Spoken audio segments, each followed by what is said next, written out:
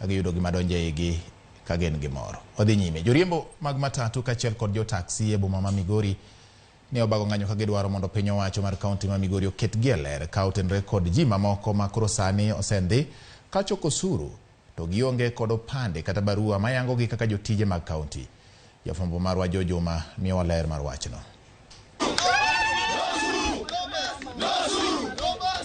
Bang' tim mapedha kendo mako ji abich magiramo ni ok jotijego ma ondik kod piny owacho mar kaunti ma Migori mabende osebedo ka kawo osuru kuomgi e apaya, joriemb matatu kaachiel kod taksi e bomani ma Migori ne obago ng'anyo ka gidwaro mondo piny owacho ma Migori koro ket ler ka otenore kod kweth mar ji abichni mane gimako.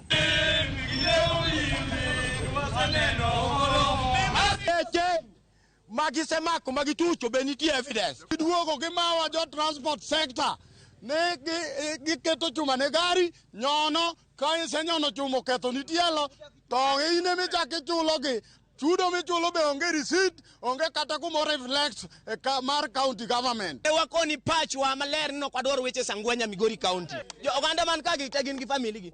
Ok wadwar joma bedo highway kane buogo. Bang' chwala chijegi ka obila ne gimonja pis mar migaono mar ohala e kaunti ma Migori ka gidwaro mondo nyisgi ka jogo mane gimakogi tiyo ne piny owacho mar kaunti ma Migori e migaono mochuni choko osuru kata oyo.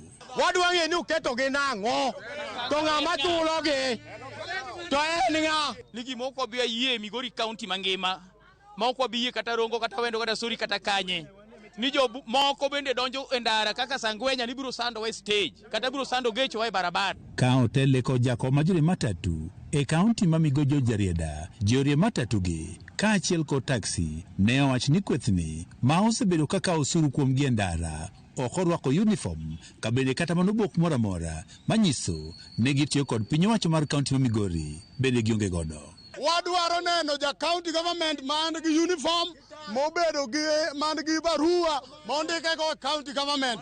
Kapok waneno masi kata pok waneno governor as the chairman of Migori county onge osuru. No masi, no usuru. Jatend obila mar okwach kiche kaunti ma Migori Ole Tanki ne oyango meko mar achije abichgi kane owacho ni koro gidhi nyime kod tim nonro. For allegations that they were extorting money from members of the public and they had erected an illegal roadblock with a view of extorting money from them. We have those suspects in custody and we have started investigations.